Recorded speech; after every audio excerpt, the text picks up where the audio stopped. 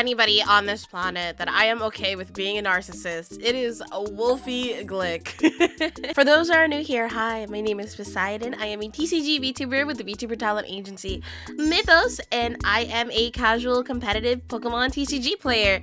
I've always been really interested in VGC, especially recently. I think it's super fun, and I think all the hype around, especially Wolfie, has been kind of rubbing off on me. So let's take a look at his video. This Pokemon proved everyone wrong. This is Koraidon. It's a legendary Pokemon with a great ability, insane stats, and an awesome signature move. And since becoming tournament legal, it has been overwhelmingly underwhelming. However, after months without a single championship title, Koraidon finally took home its first ever major win at the largest official Pokemon tournament of all time, thanks to one player discovering a totally new way of using it that was— Let me take a guess.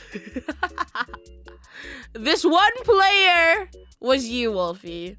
able to unlock its full potential. But before we break down why Koraidon couldn't keep up before and what innovation drove it towards greatness, there's something that we have to get out of the way. The player who won the largest tournament of all time and who invented this new way of using Koraidon that allowed it to reach its potential was me. And I feel a little bit weird making this video because in the past when I've made videos— I felt like that was very obvious though. that were like similar to this one, I never played any role in the success of the Pokemon that I've been talking about. For example, when Koraidon's counterpart Miraidon first became legal, players straight up just thought that it was awful. But then it won a regional tournament. I actually really like Miraidon and Koraidon. I think they're very interesting legendaries because they're not— I don't know if they would be— are they classified as legendaries? Spoiler alert. So if you guys don't know, Miraidon is the future variant of Cyclizar, and Koraidon is the ancient variant of Cyclizar. And Cyclizar is a Pokemon found in the Paldea region, and it's not like a super special Pokemon. You can just find it out in the wild. So I don't know. Would you consider Miraidon and Koraidon legendary? And eventually the World Championships. And I thought the story was interesting, so I made a video on it. But it's not like I played a role in Miraidon's success, nor did I have any input on Zamazenta's journey from useless, forgettable legendary to tournament-winning threat. Now, in the end, I obviously have decided to make this video anyway because I think that Koraidon's story is really interesting. But my goal here is really to talk about Koraidon itself rather than to gas myself up for figuring it out. And of course, if you end up liking this video and you want to hear about more other cool stories about underrated Pokemon, make sure you subscribe. You might even hear about the secret third bike that nobody knows about yet. So what exactly is Koraidon in the first place? Well, the most important thing that you need to know is that Koraidon is a legendary Pokemon, but not just any old regular legendary. Koraidon falls into a classification known as a restricted legendary Pokemon. Restricted legendaries are Pokemon that are normally banned from competitive play, even when other legendary Pokemon are legal, and you're only ever able to use them in certain restricted formats that allow players to use only one or two of them on their teams. This is the full list of restricted Pokemon. And as you can see, there aren't actually that many of them. In past generations, whenever restricted Pokemon were legal, you were allowed to use two of them on your team. However, in Scarlet and Violet's restricted format, players were only allowed to use one, which is a huge shift in what players were used to when it came to using restricted Pokemon. Now, instead of trying to find two restricted Pokemon that happen to work well together, the challenge was instead to find a team of Pokemon that could threaten opposing restricteds, all the while protecting your own. Now, at a glance, Koraidon should have been great in this type of format from the get-go, in large part because of its ability, Orichalcum Pulse. This ability is basically the supercharged version of Groudon's Drought. Groudon is one of the most successful Pokemon of all time, so surely improve. The only difference between these two is that this boost active, right? It has like an attack stat boost, and this doesn't.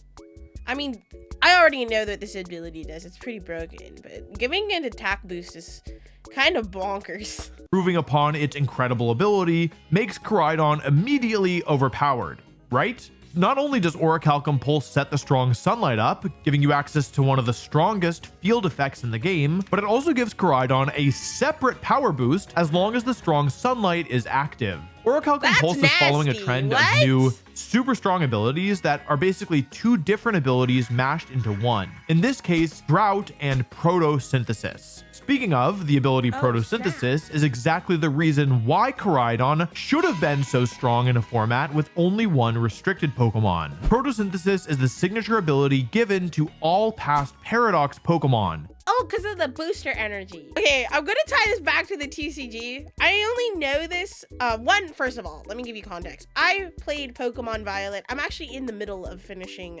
Pokemon Scarlet right now on stream. Go check out my Twitch channel, Poseidon Mythos. So there's an item in the Pokemon TCG called Ancient Booster Energy, and it can only attach itself to ancient Pokemon. And I knew about that before I finished Pokemon Violet or Pokemon Violet. So I saw like the future boosters, and I'm like, wait, the booster stuff goes with the future and ancient Pokemon. Wow, that is so cool. I know, I'm so lame. I'm so sorry. And it gives them a stat boost to their highest stat whenever the strong sunlight is active. The past Paradox Pokemon are, on average, significantly stronger than the future ones, and we're dominating most of the year. That's okay, because I chose my personal file. I chose Violet because I liked Miraidon, but I actually ended up preferring the ancient Paradox Pokemon over the future ones. Let me know what you guys prefer, because I think the ancient ones look cooler. Without even having access to a way of turning on the strong sunlight, meaning effectively these Pokemon were operating without their abilities and they were doing well anyway. Now, paired with a legendary Pokemon that can empower them, you would think that Koraidon Sun teams would be one of the strongest ones out. That's my favorite ancient Pokemon, and I think just my favorite Paradox Pokemon in general. I love Screamtail. There, thanks to the sheer power alone.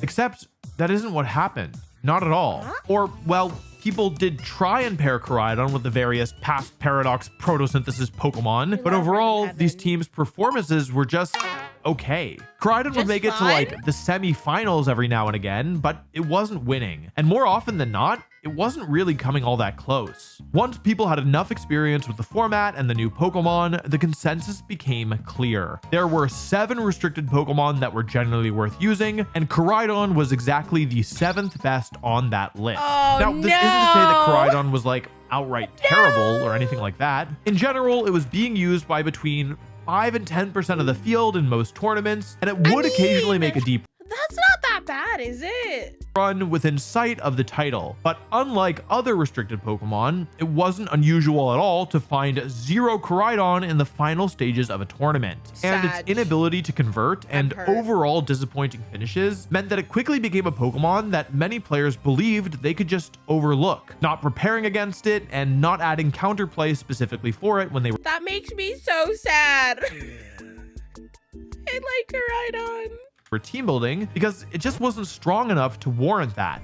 But why? What was holding Koraidon back? Thanks to its incredible attack and speed stats and its flat-out broken ability, Koraidon should, by all means, be a monster. It's a monster with a fatal flaw. It's typing. Fighting and Dragon are both weak to fairy type attacks, meaning fairy types once again being broken as per usual.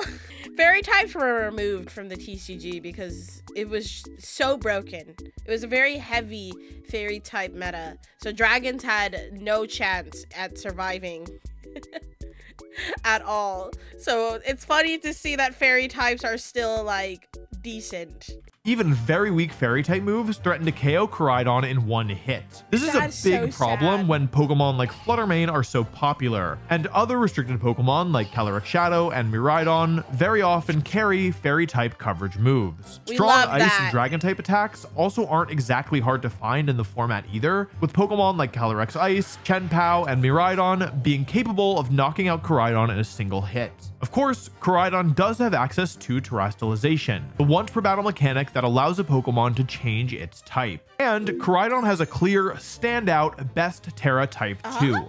Fire. This not only turns its fairy and ice weaknesses into resistances, but it also gives Koraidon's fire type moves a power boost that compounds with the boost from Sun and Orichalcum Pulse. Koraidon's best moveset was quickly That's so funny. agreed upon. Protect to stay alive, Flare Blitz for an offensive fire type move, Flame Charge to pick off weak or low HP Pokemon while also getting a speed boost, and of course, Koraidon's incredible signature fighting type move, Collision Course, a totally solid, balanced attacker moveset. With Fire serving as both a good defensive and offensive type, Koraidon should have been poised for success. But of course, that didn't happen. The reason why is a bit complicated, but to put it simply, Koraidon just didn't offer enough value compared to the other restricted Pokemon. Every restricted Pokemon seeing success could threaten to take over the game. They did this mostly in two ways, with some immediately threatening huge damage from the get-go, while others aim to set up and become stronger over time, sweeping through opposing teams after buying enough time to power up. The one exception to this rule was Zamazenta, who neither focused on taking one-hit knockouts or setting up, but was so incredibly tanky that it was able to sit in the field turn after turn, doing good damage while opponents struggled to remove it.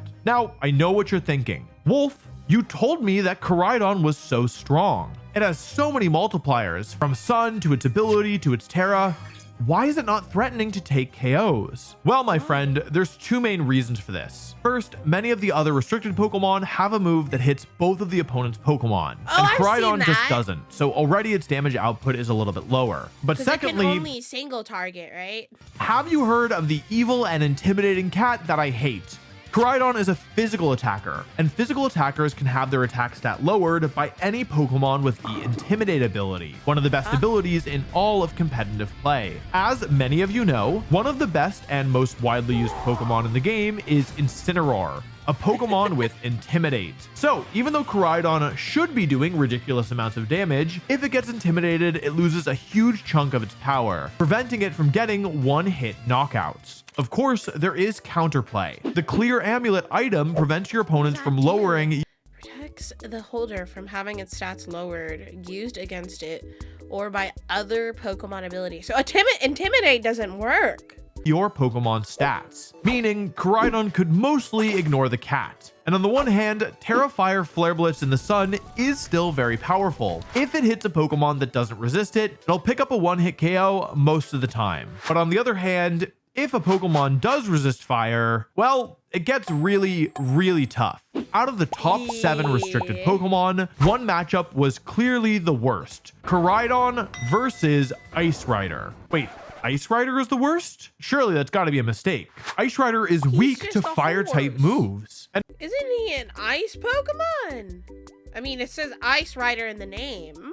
Well, yes, that is true in theory. In practice, Ice Rider tended to more accurately be called Terra Fire Rider or Terra Dragon Rider. God. At the World Championships, Koraidon had a 25% win rate against Ice Rider, worse than any other restricted matchup by a long shot. If Ice Rider terastallized to fire or water or dragon, it could resist Flare Blitz. And to make matters worse, Koraidon is weak to Glacial Lance if it doesn't Terra Fire, and it's weak to High Horsepower when it does Terra. Trick Room from Ice Rider also turns Koraidon's high natural speed against it. And that's not even considering any threatening partners. Crazy. Koraidon needs to commit its Terra to threaten KOs.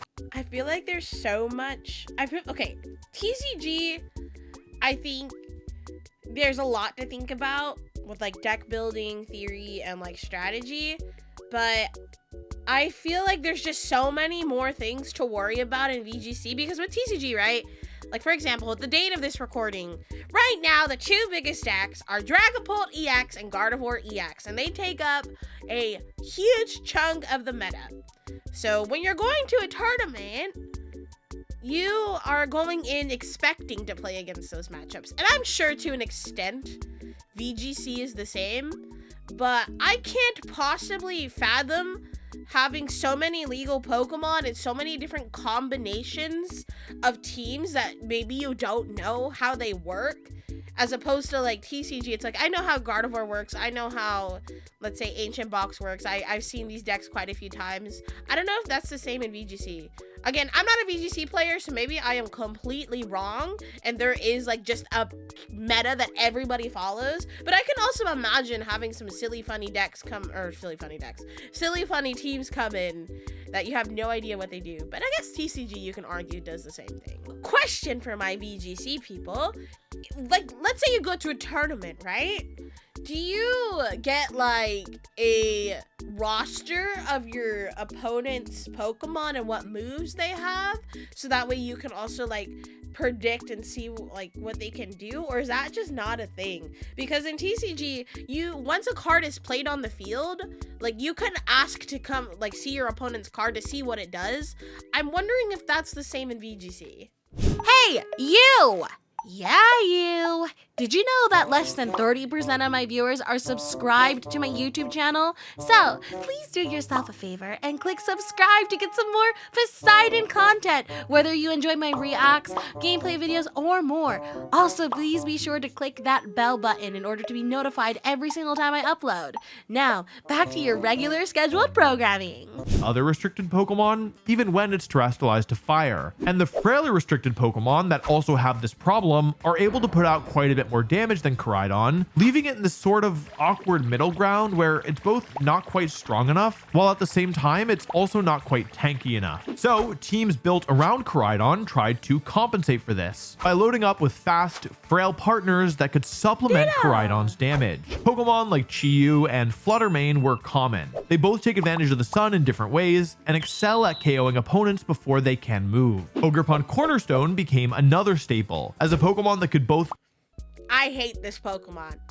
My TCG players know exactly why. Deal damage and support its team members with redirection in the form of Follow Me. Its sturdy ability allows it to always survive one attack, meaning that you don't need to worry about training it to survive anything in particular, allowing you to commit all of its stat points to its offense and speed. Lastly, Ditto actually became a common partner thanks to its ability to copy a threatening restricted Pokemon that was setting up and getting out of hand. And this... So if you had a Ditto, could you theoretically have 2 restricted Pokemon on your team and that would be legal?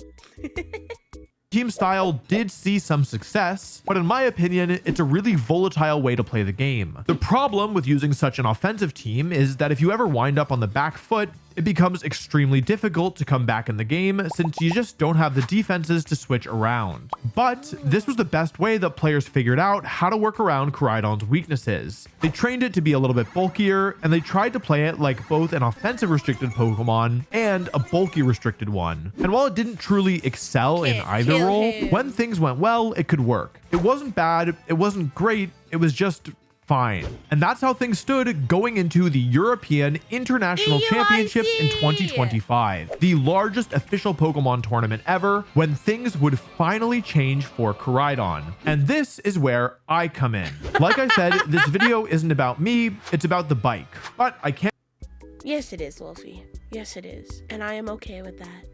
And tell you firsthand just how I reinvented Koraidon. I'll tell the full story in my video about the tournament itself, so for now, let's just talk about Koraidon. I had a team with past Paradox Pokemon that I wanted to power up, so I added Koraidon to get access to the sun. I hopped on the ladder, smacked a Miraidon with my signature move Collision Course, did 60% of their health, and got one shot in return by a critical hit, resisted Electro Drift. What? Even without the critical hit, my Collision Course would have done less than their Electro Drift? That really does not feel good. How come Miraidon's signature move gets to be Hydrogen Bomb, but Koraidon's is Coughing Baby? These are their canonical ultimate attacks, so why is one of them so much stronger than the other? This isn't a rhetorical question. Unfortunately for Koraidon, there is an answer, and that answer involves the relationship between these two legendary Pokemon. Koraidon and Miraidon, Scarlet and Violet, the Winged King and the Iron Serpent, the Underdog and the Overdog? What? Updog? Something like that. These Pokemon both were they just not made equally? Have incredibly powerful abilities, but despite being paired legendaries, they aren't created equal. See, Miraidon's signature ability, Hadron Engine, sets the electric terrain when it hits the field and also boosts its special attack by 33%. Koraidon's Orichalcum Pulse is functionally identical. It sets the sun and boosts Koraidon's attack by 33%. But there's a key difference between these two abilities. And once again, the problem lies in Koraidon's stupid typing. Miraidon is an electric type Pokemon, and when a Pokemon uses a move that matches one of the types that it has, it gets a massive 50% power boost, referred to as the same type attack bonus, or stab for short. On top of this, Miraidon's electric type moves get boosted by electric terrain, letting it stack crazy multipliers. Now, Koraidon's Sun does boost the power of fire type moves, but you know what Koraidon isn't? A fire type. And even though Collision Course and Electro Drift are similar moves, Miraidon's signature move gets boosted by electric terrain, whereas Collision Course doesn't get boosted by the sun. Koraidon has to terrestrialize to fire to even be on the same playing field as Miraidon, which just isn't fair. If Koraidon's Collision Course got boosted by the sun, it would be fine. But Miraidon gets to use its broken signature move at a power level that Koraidon just can't reach. It kind of makes it feel like Koraidon is only 2/3 of a restricted Pokemon. And when you only get one restricted per team, you really want it to be the best that it can be. But if I was going to make my favorite strategy work, I needed to use Koraidon. No other restricted Pokemon would get the job done. So I kept thinking about it. Surely there has to be a better way of using Koraidon, a way that makes it feel like an actual restricted legendary Pokemon. The consensus on how to use Koraidon thus far has been to lean into its role as a middle ground between offense and defense. But what if there was another way? What if, just like Miraidon, it was possible to turn Koraidon into a one-hit KO machine? Well, if it was going to be possible, the first place to look for an improvement had to be the item. Clear Amulet is a great item at preventing Incineroar from doing what it does best. But if the opponent doesn't have Incineroar, it's basically like you're not even holding an item in the first place. And this got me thinking about Miraidon. See, Koraidon's counterpart didn't become tournament-winning material until players gave it the Choice Specs item, an item that boosts its damage by the holder's special attack stat by 50%, but only allows the use of a single move. Huh?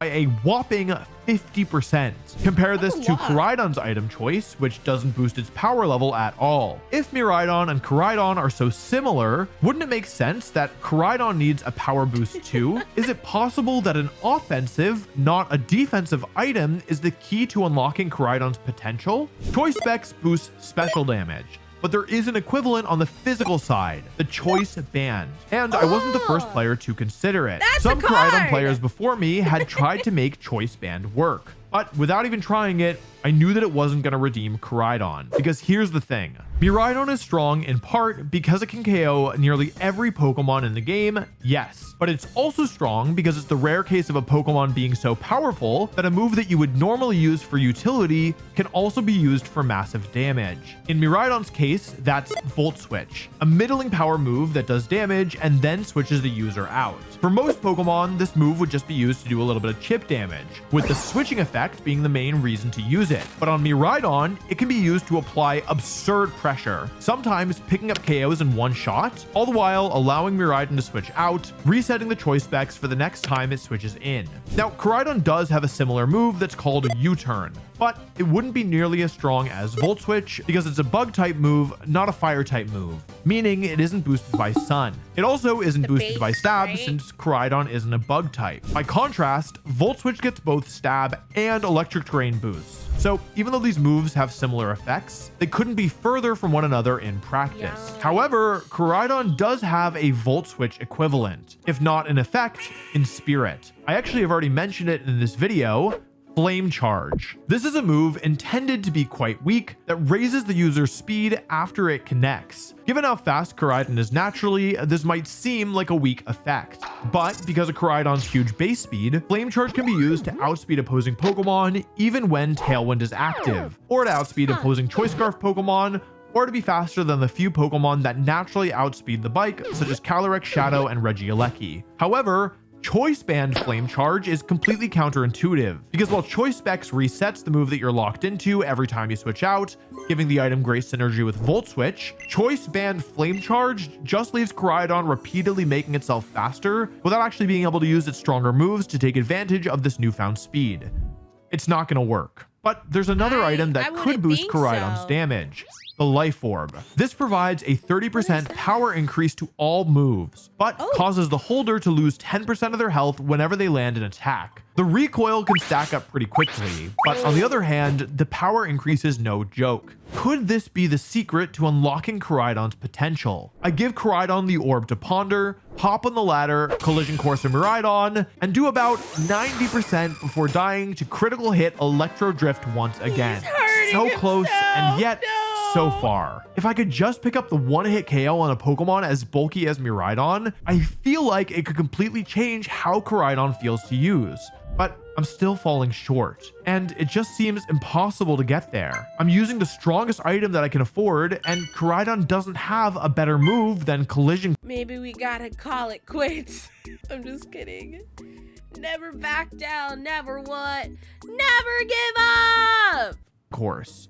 Wait, it doesn't have a better move? That's true. I mean, Collision Course is an incredible move, and that's the reason why no other Koraidon ever drop it. It's just too good. But I only need a little bit more power. And while Collision Course might be Koraidon's best fighting type attack, it actually isn't the strongest option, because Koraidon also gets the move Close Combat, which has a slightly higher 120. One of my favorite moves to use. It's always super fun. You cannot tell me you don't get a little bit of serotonin in your brain whenever you use Close Combat. A base power, but lowers both of the user's defenses whenever it connects. It's never been considered before because for only 20 more base power, you're making it way harder for Koraidon to, you know, survive. But remember, past Koraidon players have been trying to play Koraidon as a somewhat bulky attacker. And given that I'm already using the Life Orb, I'm comfortable using Koraidon as a self-destructing delete button. Yes, normally Close Combat would just be worse than Collision Course, but when combined with the Life Orb, this worse move finally unlocks Koraidon's full potential. Now, instead of being a Pokemon stuck between bulk and offense, it completely sacrifices its staying power in favor of becoming a Pokemon with damage output that actually looks like a legendary. With Life Orb Close Combat, Koraidon can not only one-hit KO Miraidon, but also many other common Pokemon such as Urshifu and Ogerpon. But wait, what about Incineroar? The attack drop from Intimidate is more than the power boost you get from Life Orb. Isn't that a problem? Well, yeah, maybe in a vacuum it would be, but a new moveset wasn't the only innovation needed to get Koraidon online. In addition to reinventing the Pokemon itself, I also introduced new partners to the mix. Partners with an incredible matchup against the cat. With a different supporting cast, my opponent was welcome to bring Incineroar to the matchup to lower Koraidon's attack stat, but in doing so, they'd be playing with a Pokemon that did not match up well against the Pokemon that I was bringing. Now remember, on previous Koraidon teams, the teammates selected were offensive Pokemon intended to supplement Koraidon's lacking damage output. But that's not exactly needed when Koraidon can just KO everything on its own. So I chose new partner Pokemon that excelled at defense, not offense. Specifically Incineroar and Amoonguss, replacing the more offensive Pokemon Chi-Yu and Ogerpon Rock on traditional Koraidon teams. Amoonguss could put my opponents to sleep, preventing them from attacking, buying room for Koraidon to take KOs without fear of getting knocked out afterwards. And Incineroar could not only slow opposing Pokemon down with Intimidate and Fake Out, but it could also take advantage of the sun offensively to power up its Flare Blitz, giving it shocking offensive pressure for a Pokemon known for its defense. Fluttermane stuck around, though with a different set than the Koraidon teams that came before. Prior to my team, most Koraidon teams used Booster Energy Fluttermane, an item that activates photosynthesis outside of the strong sunlight. This allowed Fluttermane to be led alongside Chi-Yu without needing Koraidon to already have been sent out in order to get the speed advantage. However, because of my team had such a solid defensive backbone, I was confident that I could get Sun Up if I needed to, thanks to Incineroar and Amoonguss allowing me to reposition without fear. So I selected the Focus Sash for Fluttermane, an item that allows it to always take one attack, which then let it work both as a supporter for Koraidon, using the move Icy Wind to slow down foes and open them up for a Koraidon attack, and as a late game cleanup Pokemon after Koraidon had torn through most of my opponent's health. The last two Pokemon I added were a two Pokemon Perish Trap duo in Gothitelle and Screamtail. These two Pokemon allowed me to fully maybe because I just like Goth, and I'm not a furry. Gothitelle is hotter than Gardevoir. I know, I said it. That's a hot take right there. But I'm not a furry! Sidestep the Ice Rider matchup, as Perish Song could remove the horse, clearing the path for Koraidon. Gothitelle was also useful against Kyogre and Terapagos teams that tended to rely pretty heavily on a cycling cast of partners to keep their restricted safe, preventing them from executing their game plan by locking them in with the Shadow Tag ability. These 6 Pokemon combined to create a situation that every team builder dreams of. Totally a team with almost exclusive... and Screamtail are in it. Good matchups across the board. And this was only possible because, as I mentioned earlier, players weren't worrying about their Koraidon matchup, believing that they didn't need to pay attention to it as it wasn't a very popular choice. So and also matchup, believing that they didn't need to pay. Everybody bought the Miraidons and nobody bought Koraidon. And you know what? I'm not even gonna act like I'm innocent in this because I also bought Violet because I liked Miraidon more. But still, it makes me so sad. Pay attention to it as it wasn't a very popular choice. And also, nobody thought that it was all that strong. With Koraidon flying under the radar as a whole, opponents had not only not thought about what to do versus a strong team that used one, they often didn't even have the tools on their team to handle it in the first place. Which is why, at the largest official live Pokemon tournament ever, my team was able to tear through the competition. Along the way, I beat the #1 ranked player in the world, the reigning world champion using his world championship team, and countless other strong trainers. And the most remarkable thing about it was, I did it all while getting unlucky in the matchups that I drew. I did not play against a single Zamazenta or Kyogre team, two of my best matchups in the tournament. Out of 16 rounds, I only played against 2 Terrapagos, which is one of the most one-sided matchups that I have ever had, and the matchup that I was hoping to see the most. Instead, I played more Shadow Rider than any other restricted, which was arguably my worst matchup out of the everything was stacked against him. top 7 restricteds, though I was still able to beat all but one of them. In the end, although I certainly played well, it was the team that gave me an edge into a vast majority of the field, and it was all thanks to a Pokemon just written off as okay. At the time that I'm recording this, I haven't had a chance to see where Koraidon goes from here, whether my team is a flash in the pan or whether it completely redefines the Pokemon. I can tell you what I expect though. My prediction is that Koraidon will finally enter the metagame as a force to be reckoned with. I think people will experiment with different partner Pokemon, maybe dropping the Perish Trap mode, but ultimately keeping most of the core the same. And I think that Koraidon will see far more success than it had previously. Koraidon, to me, is a story about how sometimes first impressions can be deceiving, and about how sometimes the most obvious way to use a Pokemon isn't always the best one. Pokemon is a really cool and nuanced game, and I can't help but wonder how many other Pokemon are out there waiting for somebody to realize their full potential. Now, I actually alluded to this. Time to make Pangoro into a competitive Pokemon. Context, Pangoro is one of my favorite Pokemon. Earlier in the video, but Miraidon actually followed a somewhat similar, though a little bit less exaggerated arc as well, where at first, players thought Miraidon was like really bad, and then it won the first tournament that it was legal for. I think it's an interesting story. I made a video on it. If you like this video, you should check out that one as well. That was a fun video. We might actually check out the Miraidon one now. But what are your thoughts? I actually thoroughly enjoyed that. I feel like I learned a lot too. Maybe it'll aid me in my soon VGC journey. But what are your thoughts? Leave them down below. Be sure to check out my main channel, Poseidon Mythos, if you like Pokemon and TCG content. I post my stream highlights and gameplays over there, so if you're into that, please go subscribe. And yeah, other than that, that is all we have today, folks. Alrighty, have a good one. Bye-bye.